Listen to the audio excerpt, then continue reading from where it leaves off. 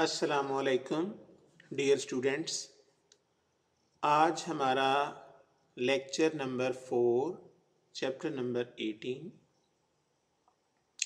इसमें हम डिस्कस करेंगे फुल वेव रेक्टिफायर। इसको हम फुल वेव इसलिए कहते हैं कि अल्टरनेटिंग वोल्टेज का एक पॉजिटिव हाफ साइकिल और एक negative half cycle, positive half cycle wave का आधा हिस्सा, नेगेटिव हाफ साइकिल उसी वेव का दूसरा आधा हिस्सा। अब चूंकि हाफ वेव रेक्टिफायर में सिर्फ एक ही हिस्सा यूटिलाइज होता है, इसलिए हम उसको कह देते हैं कि वो हाफ वेव रेक्टिफायर है।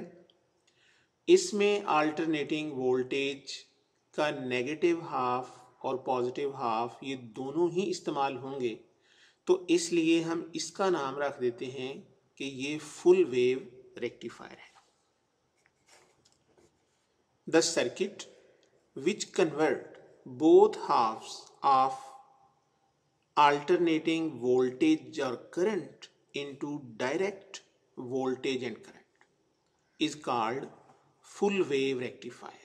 यानी जो अल्टरनेटिंग वोल्टेज के दोनों हाफ्स को डायरेक्ट करंट और वोल्टेज में तब्दील कर देता है। The circuit diagram of full wave rectifier consist of 4 diodes. इसमें 4 डायोड हैं, 1, 2, 3 और 4, connected in the form of a bridge. यानी ये चारों एक ब्रिज की शक्ल में जुड़े हुए हैं। That is why it is also called as bridge rectifier. यानी रिवायतन हम इसको ब्रिज रेक्टिफायर भी कह देते हैं और फुल वेव रेक्टिफायर भी कह देते हैं। ब्रिज इसलिए कि चारों ये जुड़े हुए जो डायोड्स हैं they looks in the form of a bridge, तो इसका ये नाम रिवायती सा है, वरना इसका नाम फुल वेव रेक्टिफायर है।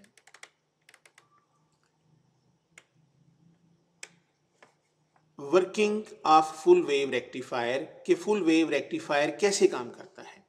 अब आपको पता है कि अल्टरनेटिंग वोल्टेज के 2 हाफ साइकिल्स होते हैं।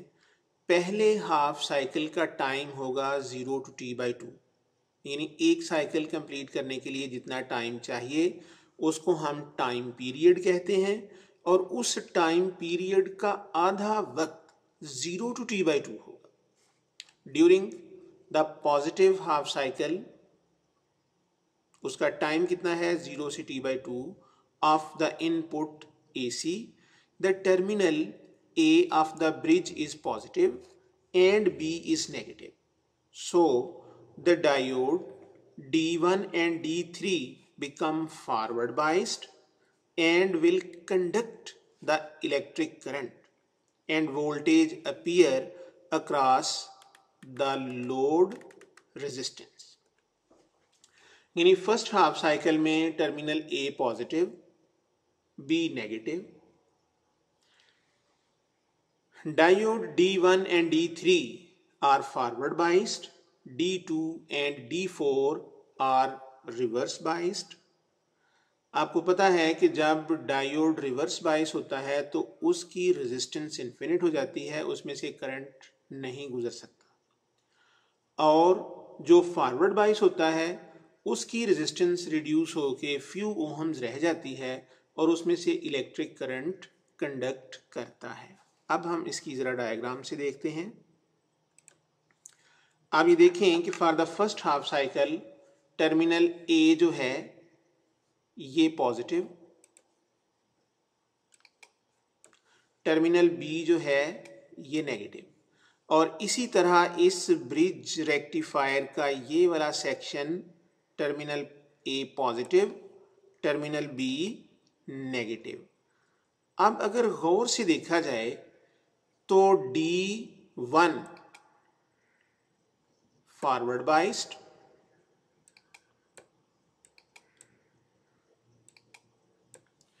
and D3 is also forward biased।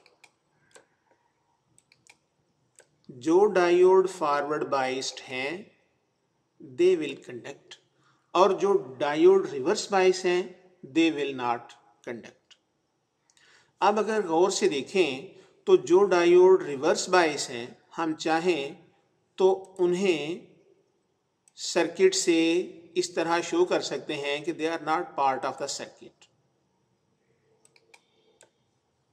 कि ये सर्किट के अंदर कंडक्टिंग फॉर्म में मौजूद नहीं है। वो वाला टाइम जिस दौरान वक्त होगा 0 से t/2, यानी the duration of time from 0 to t/2, this is known as first half cycle। इस फर्स्ट हाफ साइकिल में A जो है ये पॉजिटिव, B जो है ये negative. Diode D2 and D4 will not conduct। जो डायोड कंडक्ट नहीं करेंगे हम उनको सर्किट से बाहर जो है वो कंसीडर कर सकते हैं। अब अगर गौर से देखें तो सर्किट में सिर्फ और सिर्फ D1 और D3 है। अब देखें कि D1 का एक सिरा पॉजिटिव तो दूसरा सिरा नेगेटिव, इसी तरह D3 का एक सिरा नेगेटिव तो दूसरा सिरा पॉजिटिव। अब अगर गौर से देखा जाए तो इलेक्ट्रिक करंट जो है उसका बहाव कुछ इस तरह से होगा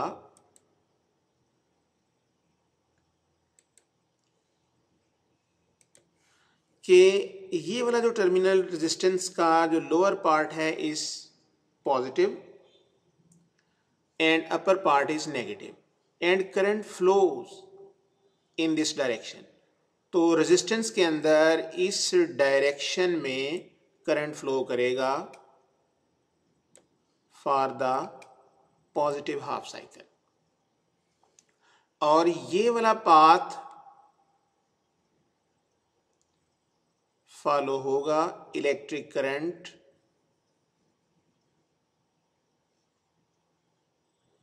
इस तरह से होता हुआ अपना रास्ता कंप्लीट करेगा।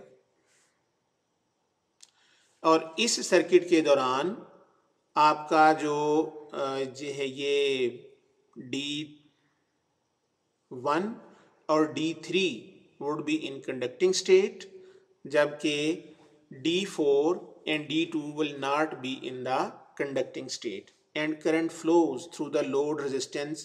तो ये जो पॉजिटिव हाफ साइकिल है that appear across the load resistance like this, और इसमें से करंट फ्लो करेगा। ये वो ऑपरेशन है which takes place during the positive half cycle, यानी इस दौरान D2 और D4 ये कंडक्ट नहीं कर रहे होंगे, D1 और D3 ये फॉरवर्ड बाइस होंगे और फॉरवर्ड बाइस होने की बुनियाद पर ये इलेक्ट्रिक करंट को कंडक्ट करेंगे। तो इलेक्ट्रिक करंट फ्लो करता हुआ यानी इस डायरेक्शन में अपना रास्ता कंप्लीट करेगा, यानी इलेक्ट्रिक करंट के बहाव की डायरेक्शन लोड रेजिस्टेंस के अंदर ये होगी। अब हम देखते हैं कि नेक्स्ट नेगेटिव हाफ साइकिल में क्या होगा। For the next negative half cycle इस तरह से होगा कि resistance RL D2D will be reverse biased and will not conduct। Secondly, for the negative half cycle time का ड्यूरेशन है T/2 से T of the input AC। Terminal A of the bridge is negative and B is positive, so that D2 and D4 will be forward biased and conduct electric current and the voltage appears across the load resistance RL. During this time, D1 and D3 will reverse biased and will not conduct. The direction of current in RL will be same in both halves of the input AC. Hence, pulsating unidirectional current flow through RL, यानी load resistance में से unidirectional current जो है वो flow करेगा for both half cycles in the same direction. अब जरा हम ये देखते हैं कि for the negative half cycle क्या होगा। इस दौरान टाइम का दौरानिया है T/2 से T। सेकेंड हाफ साइकिल ए जो है ये नेगेटिव और बी जो है ये पॉजिटिव। अब ये देखें कि ए के नेगेटिव होने पर टर्मिनल ए जो है ये नेगेटिव, टर्मिनल बी जो है ये पॉजिटिव, और इस वक्त का दौरानिया है T/2 से लेकर T।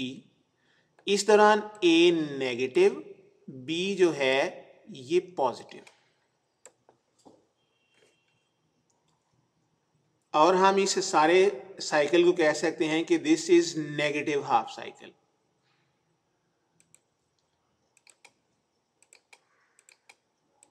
अच्छा, अब ये देखें कि ये टर्मिनल का सेक्शन ए बन गया नेगेटिव, बी बन गया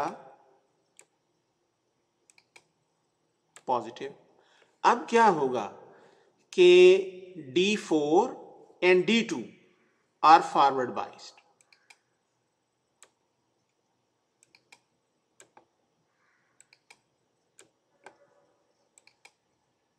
D4 भी फॉरवर्ड बाइस्ड और D2 भी फॉरवर्ड बाइस्ड। अब जो डायोड फॉरवर्ड बाइस हैं इनका N टाइप नेगेटिव है with respect to P type, और ये D4 का N type is negative with respect to its P type. And in similar way इसका जो D2 है इसका भी P टाइप पॉजिटिव है with respect to its N type. तो इसका मतलब है कि D2 और D4 ये दोनों फॉरवर्ड बाइस होंगे किस वक्त? For the negative half cycle of input alternating voltage. अब इनके फॉरवर्ड बाइस होने की वजह से जो D1 और D3 हैं इस दौरान ये रिवर्स बाइस होंगे, और जो डायोड रिवर्स बाइस होगा for the time being that is not part of the circuit, कि वो सर्किट का हिस्सा नहीं है। चूंकि रिवर्स बाइस होने की वजह से ये इलेक्ट्रिक करंट को कंडक्ट नहीं करेंगे, तो लिहाजा हम इन्हें सर्किट में से आउट कंसीडर कर सकते हैं।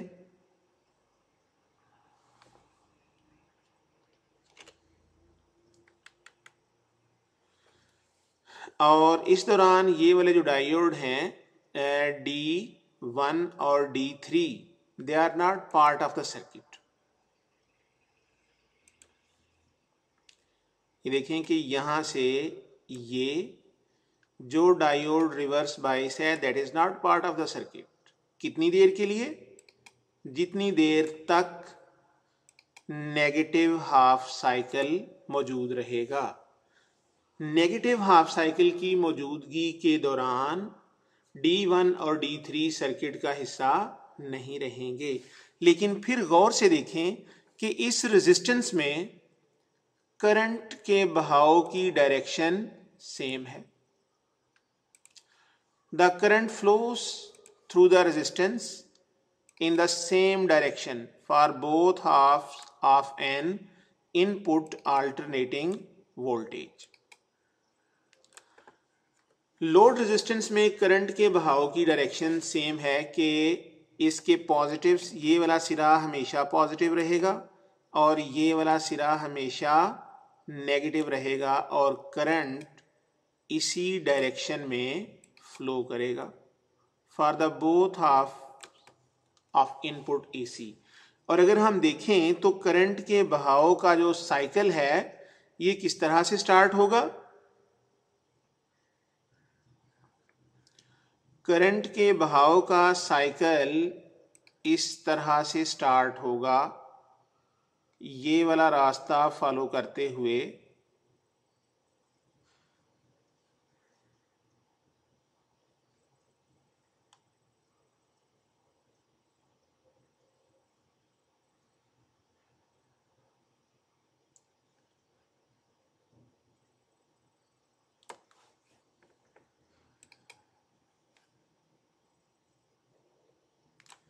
तो करंट जो है ये अपना रास्ता इस तरह से कंप्लीट करेगा।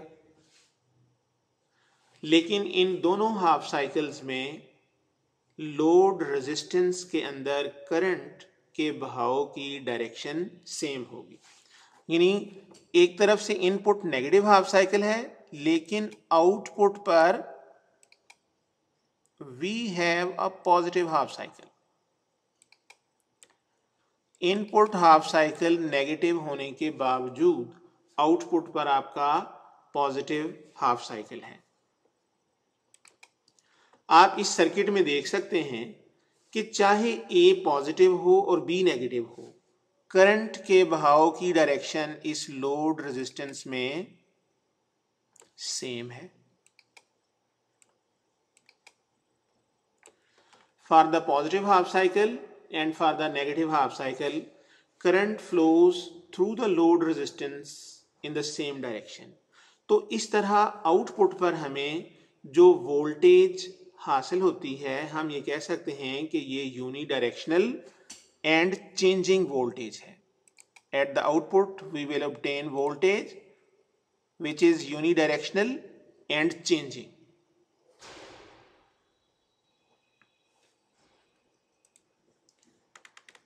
अब आप ये देख सकते हैं कि फुल वेव रेक्टिफायर की जो इनपुट साइकिल्स हैं 1 पॉजिटिव 2 नेगेटिव, फिर 1 positive 2 negative and so on, positive and negative half cycles. और जब फुल वेव रेक्टिफायर से पास आउट करने के बाद ये वोल्टेज रेक्टिफाई हो गई है, there is no negative half cycle,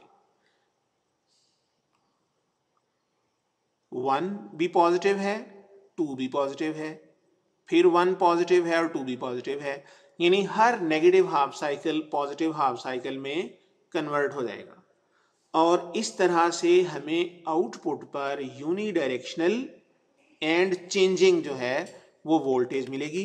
we can made smooth by using capacitor as a filter, और हम इस वोल्टेज को मजीद स्मूथ बना सकते हैं अगर हम एक कैपेसिटर को बतौर फिल्टर इस्तेमाल कर लें। कैपेसिटर बतौर फिल्टर इस्तेमाल कैसे होगा कि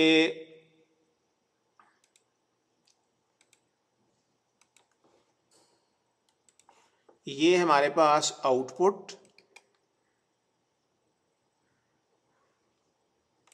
और आउटपुट के साथ हमने एक कैपेसिटर को लगा दिया बतौर फिल्टर लाइक दिस।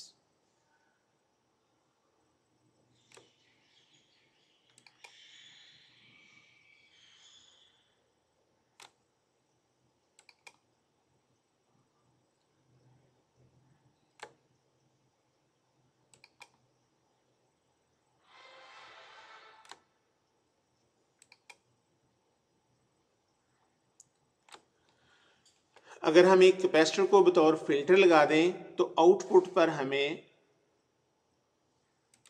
एक कांस्टेंट वोल्टेज लेवल जो है वो हासिल होगा, और इस तरह से हम अल्टरनेटिंग वोल्टेज को डायरेक्ट करंट और वोल्टेज में कन्वर्ट कर सकते हैं।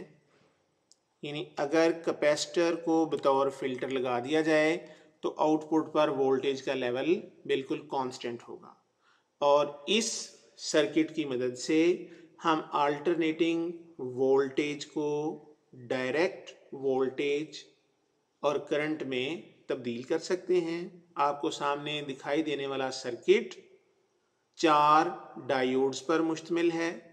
फर्स्ट हाफ साइकिल के दौरान D1 और D3 फॉरवर्ड बाइस होंगे, D2 और D4 रिवर्स बाइस होंगे। सेकेंड हाफ साइकिल में, जिसको हम नेगेटिव हाफ साइकिल कहते हैं, D2 और D4 फॉरवर्ड बाइस होंगे, D1 D3 रिवर्स बाइस होंगे।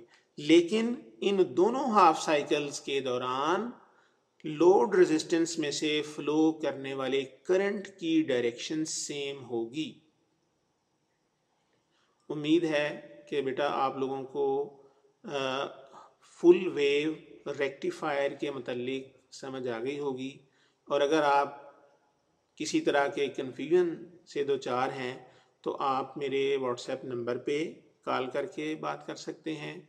इसको गौर से पढ़ें और इसको समझने की कोशिश करें।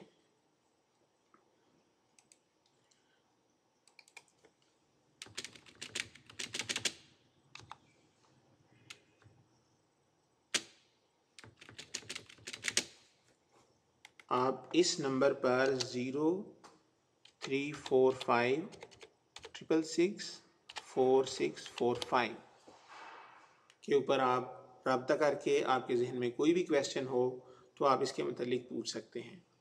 इसको गौर से पढ़ें, समझने की कोशिश करें। अल्लाह हाफिज़। अस्सलाम वालेकुम।